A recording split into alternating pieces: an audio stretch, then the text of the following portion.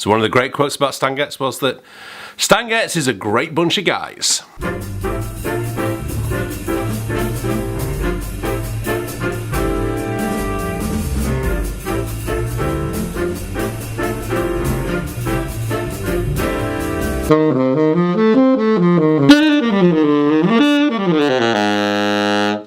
Can't get this reed to speak correctly at all today. Hi, welcome to today's vlog. My name's Dan Forshaw. If you don't usually watch my channel, welcome along.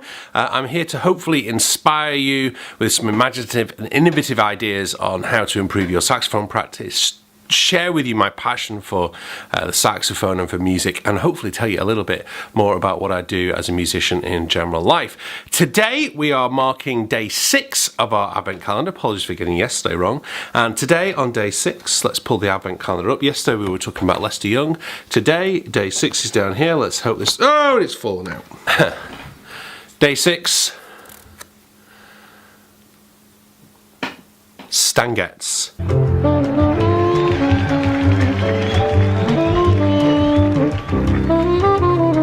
So one of the great quotes about Stan Getz was that Stan Getz is a great bunch of guys. I'm just getting the Reed Geek onto this reed. It's a new one.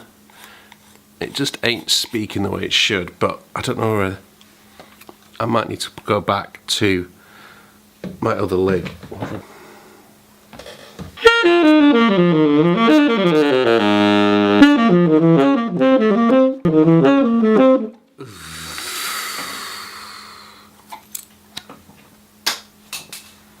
I have to say, it's not often I have to just chuck reeds when I've just played them for a bit. This is quite an old box, and I wonder if they're just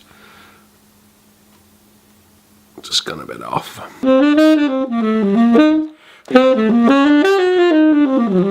Stan Getz was actually born Stan Gaetsky in Philadelphia in 1927. His mother's family were from Philadelphia, but his father's family had emigrated from Russia originally. Well, it's now Kiev, which is now part of the Ukraine, but it moved over to London at first, where they actually owned a tailor's shop on Oxford Street, and then emigrated to the United States in 1913. During the Depression of the 1930s, in order to find work, Getz's father and the family moved from Philly up to New York, where they settled on the Bronx, and Stan attended James Monroe High School. By all accounts, Stan Getz was a star student, achieving lots of high A grades, and his father bought him his first saxophone when he was 13. And while Stan was playing other instruments, it was the saxophone that he fell in love with. I think it's appropriate that Stan Getz follows Lester Young, because in a way, for me, he definitely took that baton on from Lester Young for that cool, really kind of smooth sound that we get out of the tenor sax. Yes, Coltrane and Parker and lots of other players were heavily influenced by Lester Young too, but for me, Stan Getz seems to take that sound on. Now, whilst a lot of people know Stan Getz for his work on the Bossa Nova records, he actually first came to prominence in the 1940s as the tenor player in the Woody Herman Band. As I said before, I don't pretend to be an expert on a lot of these guys. This is kind of just a quick potted knowledge to introduce you or to reintroduce you to some people and share some of their music. We've transcribed quite a lot of Stan Getz on Cambridge Saxophone, especially the Girl from Ipanema solo. And if you're not sure about transcribing, or you're new to it, or maybe, you know, Coltrane and Rollins and those kind of people are a little bit beyond you right now, Stan Getz is a great place to start, because if you think about playing the saxophone, ultimately it is the sound that is the most important thing, and so many people want to hear that Stan Getz sound. There's a famous story, I don't know whether the picture actually exists or whether it's just an apocryphal idea, of Getz holding up a drugstore. Zoot Sims said that quote at the start about Stan Getz being a great bunch of guys, and he was known not to be always, should we say, the sweetest kind of guy around. But other stories also highlight, you know, he was a very generous man as well. There's lots of stuff around on YouTube about those famous Bossa Nova recordings. For me, I think they're a great way into Stan Getz, but I don't think you should stop there. I think you should go and explore more things. I mean, I love that recording, that live recording of Autumn Leaves. For me, that's just kind of one of the best recordings of Autumn Leaves out there. There's just so many chops there.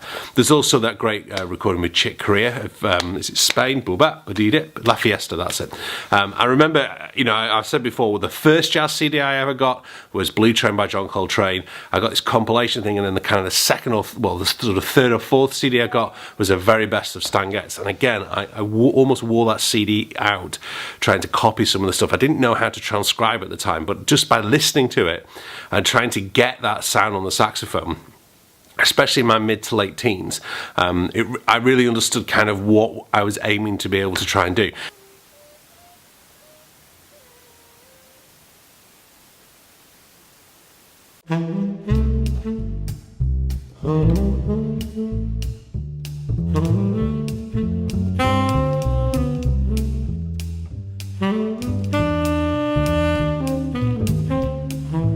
I'm not saying I'm a massive fan of this tree, but I'll be sad if they're taking it down.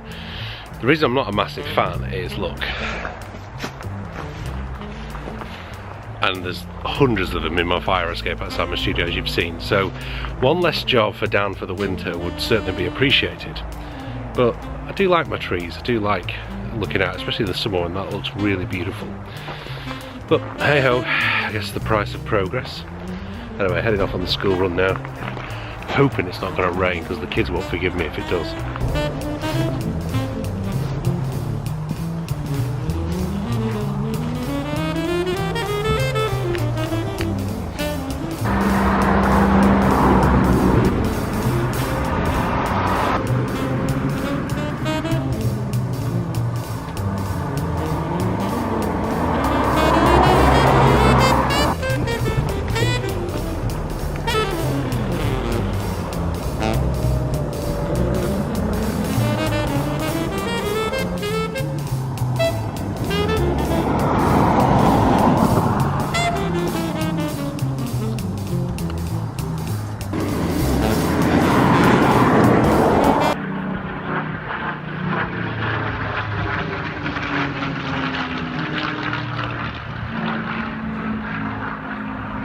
So just coming to do the edit now, and of course, as you saw earlier on, the microphone didn't work. Really sorry about that. What I was talking about there was, first of all, this recording and transcribing some of this recording for you. Sadly, I can't play it for you now because on the Sax, because it's just too late, the kids are in bed. But it's the first track on the playlist I've given for you.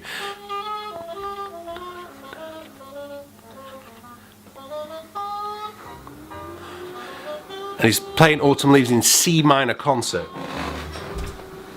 So D minor on the tenor, it actually sounds really, really good.